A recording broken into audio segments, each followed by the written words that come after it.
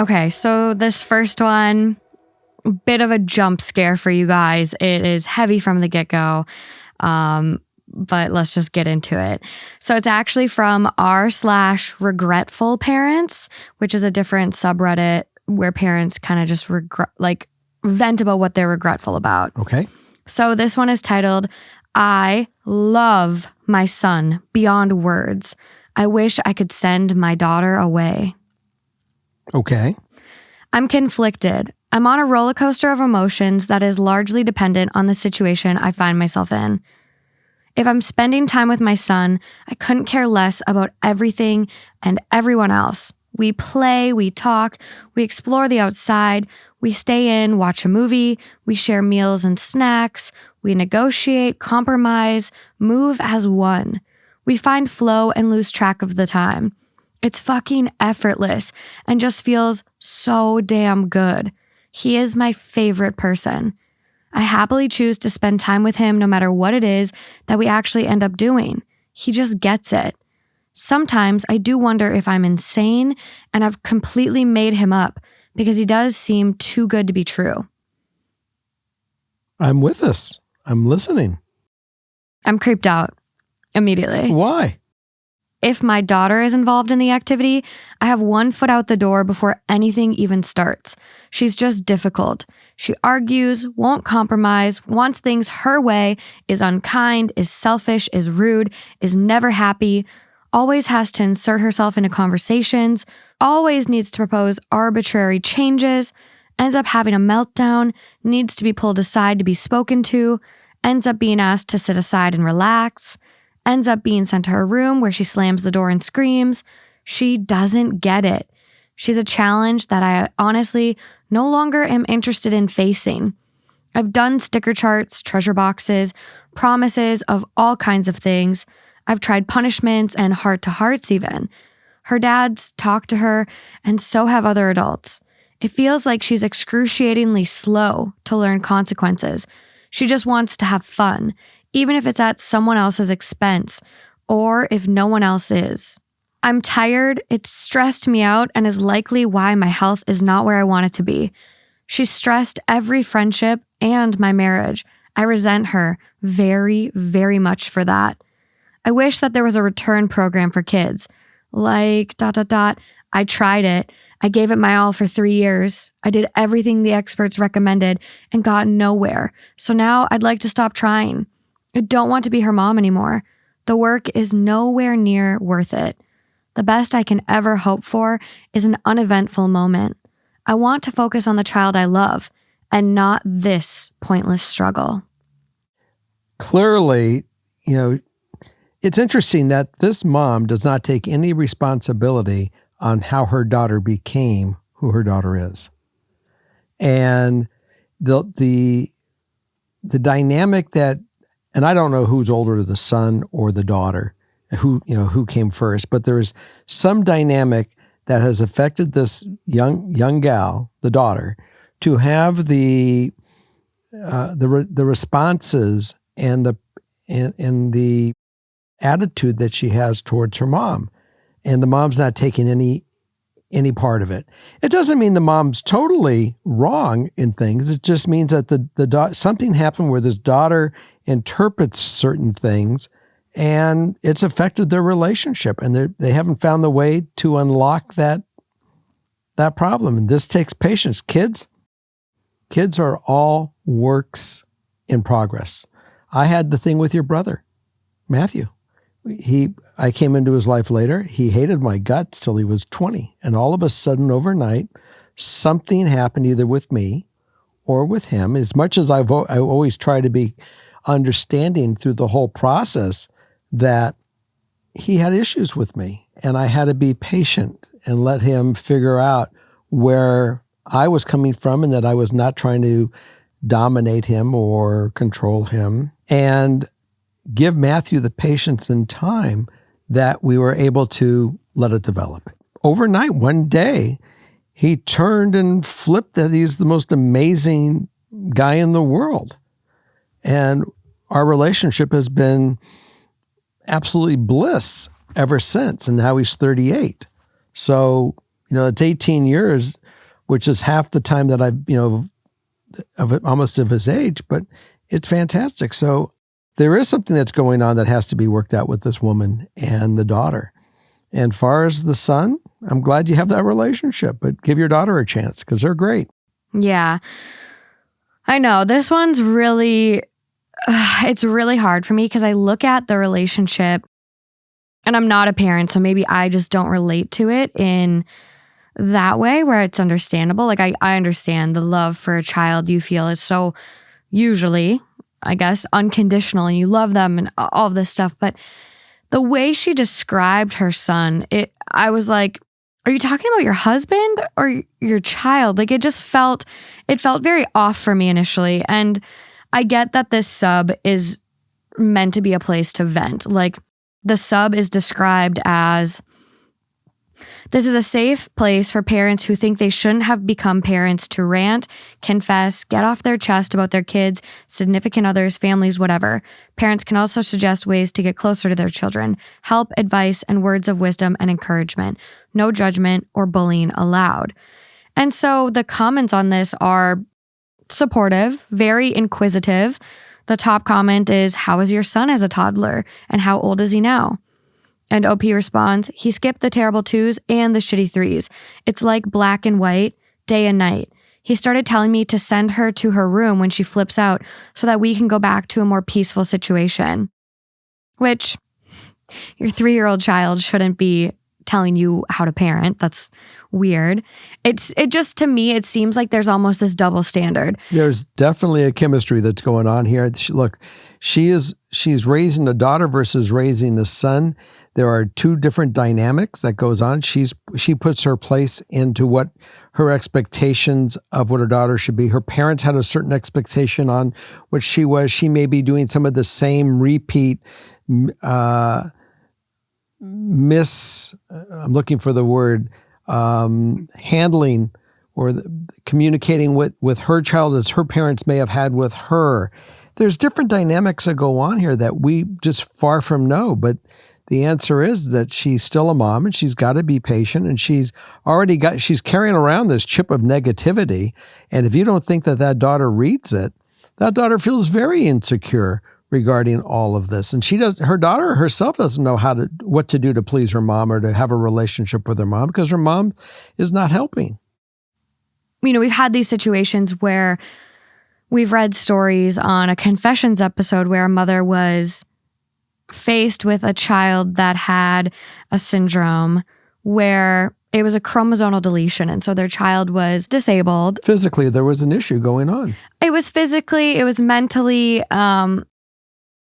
I don't want to repeat any of the words that she chose to use to describe her child, but her child was total care, did not have, was not there cognitively. Mm-hmm. And so she was writing in and venting and confessing about like, I hate my child. My husband killed himself over this child and I'm finally putting him in a home. And so, it doesn't sound like this girl has a diagnosis. Like other people in the comments asked, does your daughter have autism? And they go, as an autistic adult who was only diagnosed as an adult because my parents didn't know the sign, reading your words is painful. You say the exact things my parents said about me. Everything I struggled with was my fault due to the lack of effort. I was a child who struggled dealing with things the way neurotypical kids my age had no issue with. I had the same school reports. I couldn't control my emotions. They were too big. I don't speak to my parents anymore because I remembered every time they screamed at me for not trying hard enough when I was burnt out myself and overwhelmed. They should have tried harder to figure out what support I needed. And so OP just replies, I got her assessed for ASD. She doesn't have it. I got her PCIT. It didn't make any difference. I got the books, listened to the podcast, lurked the forums, and implemented all kinds of strategies. I have the sticker charts and the visual schedules. I have all of this. I got her karate to help with discipline. She's in a private school to help with structure. I got her stepping stones and peanuts. I got her a chart of different emotions. I got her a tent with sensory toys. I got her chewies. She's going to start OT in January. Good. I think it'll help. Apart from loving the disasters that she creates in my home and on outings, what am I not doing? Maybe I would enjoy the peace of just my son calling later in life, ? And so the one thing I was going to recommend is like there is clearly something going on with this little girl. Absolutely. And if it's not the parenting style, which, yeah, 2 kids can be very different, but maybe she did start out like very level and didn't play favoritism. I'm going to say now kids pick up on that. So if she is being more favorable towards the son and treating him differently, yeah, this little girl is going to pick up on that. Absolutely. Even though she's only 5.5, which, by the way, the daughter is 5.5 and the son is 4, looking at the comments from OP. But I mean, there's diagnoses for kids, and one that comes to mind is it's called opposition defiant disorder. And it is a disorder with kids that they just constantly battle against authority and do not, like, they don't care what the consequences are. It doesn't bother them. They constantly push boundaries. They're defiant. They go against what anyone says. And so there's other things like that an OT could help diagnose. But even, is some of that genetic? Yeah, some of the disorders do have genetic markers. Some of them don't. But there's mixed stuff on all of that. But even though she was assessed for ASD by one person, I would ask for a reassessment, especially from a different OT. Mm-hmm. ASD for little girls looks a lot different than boys. There's a lot of people that misdiagnose or just don't know how to look for those signs. We sit and we diagnose these diagnoses for people consistently, and we come up with these acronyms for everything under the stars today. When I was young, we didn't have a lot of that. I mean, I'm 65 years old in my generation, and your generation is, under 30. And a lot of diagnosis things happened over these years. But I will go back when I was, and again, these kids are 4.5 and 5, and we're doing these, put them in these boxes. And, she's had this relationship with a 4-year-old son who's 4 years old. I thought he was like in his teens, and they're traveling together and they're having a great time. Isn't that creepy? It was weird. So, but I'm going to go to a story. A friend of mine that was a woman who, at that time, she was a girl of 15, 16. Obviously, teenage girls could be challenging for their mothers.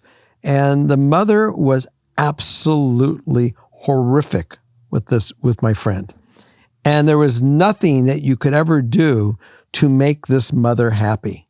Now, everybody else in the family, she got along, great with, but this middle child, this girl who was one of my best friends, really was emotionally abused by her mom.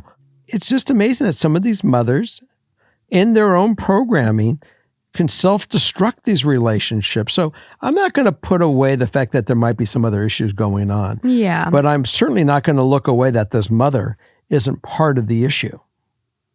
And I just go on all I can work on is what history was and the things that I experienced through my 65 years of people, of what I've noticed. And I've seen some horrific behaviors out of mothers and fathers for that. I mean, my father was horrific. Yeah, I don't know. I would like to think that this parent went in very loving, very just kind, compassionate, authoritative. Like, I'm all for authoritative parenting, which is the same as gentle parenting, different interchangeable names in my head. But, there are some moms that from the get-go treat sons differently. And people have, I don't know if it's a lack of self-awareness or no shame, but some of the stuff I see moms sharing on TikTok about their sons, where it's like, I love him, he's my favorite child, blah, blah, blah. Meanwhile, there's like 3 daughters. And it's like, what about them? Freud is just rolling in his grave, like still winning. But I don't know. It is interesting. And I see everything that they describe they did with the peanuts and the stepping stones and the charts and this and that. And it's interesting that she has all that, but hasn't done OT, because a lot of those things are OT tools that we use in our interventions.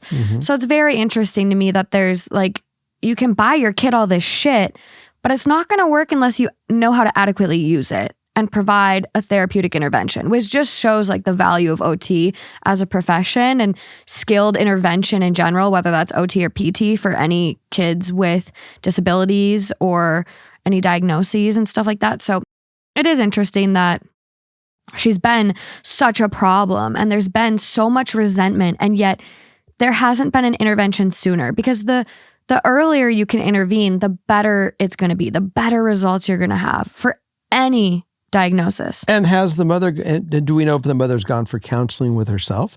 And wait a minute, one more question. Doesn't sound like that. And one other question. Is there a father? Do we know how the daughter behaves around the male figure? It sounds like the dad has talked to her and nothing changed. There's no mention that I'm seeing. Someone asks, family therapy, does your husband feel the same way? And OP responds, she was assessed for ASD and doesn't have it. I have her signed up to start OT in January as some sort of effort to explore a new avenue, but honestly, I don't know how much it'll help. We haven't done family therapy. The three of us, apart from her, function well. She's just a chaos monster who is difficult to contain. My husband is getting pro-gray, more frustrated with her behavior. He was more willing to let it slide, but as I've let him take more of the main parent role due to my burnout, he's really noticing the same issues day to day. It's like she retains no knowledge about consequences from day to day. I take his negative reactions as validation. Her brother is becoming less interested in play with her, as she's likely to be physical with him and or make rude comments to him. He asked me to send her to her room. Again, your 4-year-old shouldn't be parenting. If they don't want to play together, that's fine. But like, I don't know. He picked that up from the parent saying it. Exactly. So that's where the 3 or the 4-year-old got it.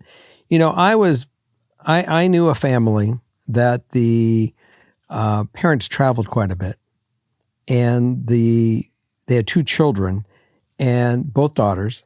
And one of the daughters went on the trip with the family, and the other one was 2 years old, was too young to travel, and they left her home with an aunt and an uncle, 2-year-old child, which is okay to leave your child with your brother or sister-in-law, or vice versa, if you feel comfortable and you know what they are. But sometimes we don't always know the other person and what's going on with the spouses. And in this case, it turned out that this child went through life horrible, much like this girl, very angry, every aspect of discipline or authoritarian, anyone trying to say to do something.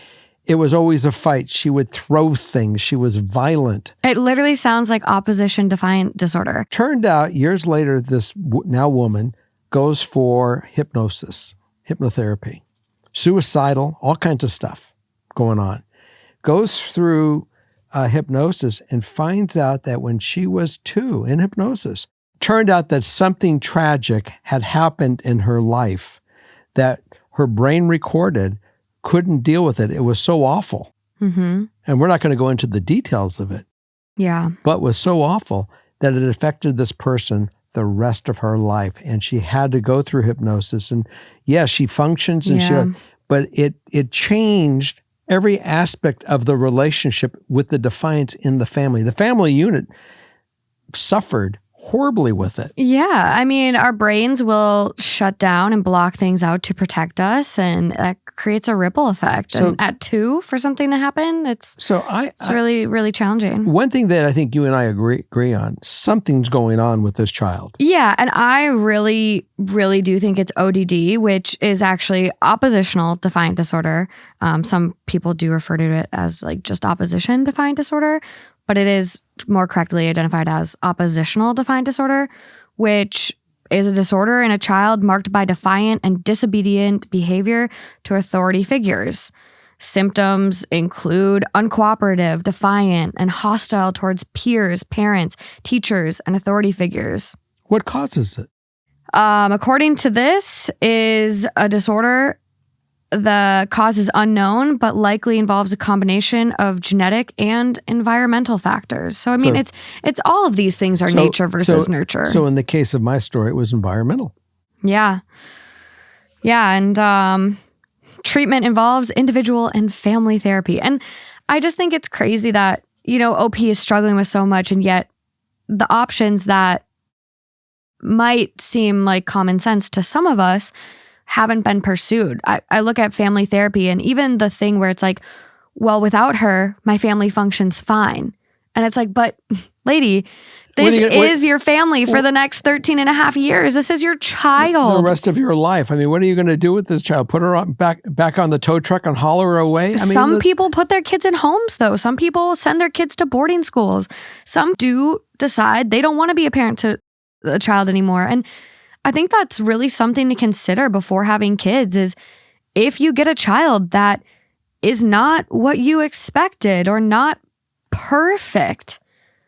So let me ask you. Can you handle it? Because if your answer is no, you probably shouldn't have kids. Let's look at this thing. Let's imagine that she's able to go put back in her head and she figures something may have happened environmentally that was under her control that she may not have witnessed or seen that helped define what she's going through right now with this child. What are you going to do about? What do you do? Because you own the part of this. I don't know. I think it's a tough part of parenting that I'm not really equipped to answer that. I don't know. I don't know if maybe there's people out there that have gone through something similar and could write in from an anonymous account if they want. Maybe this is a sub to explore more, but I think it is a really tough decision, but that's the risk you take when you decide to become a parent. No one's fucking perfect. We're all jacked up in our own ways. And if you aren't... And usually it's circumstance. It's environmental that causes a lot of this. A lot of it does. But if you aren't prepared to love your child unconditionally, you really should look into not being a parent. I agree. Kids deserve happy, healthy homes with...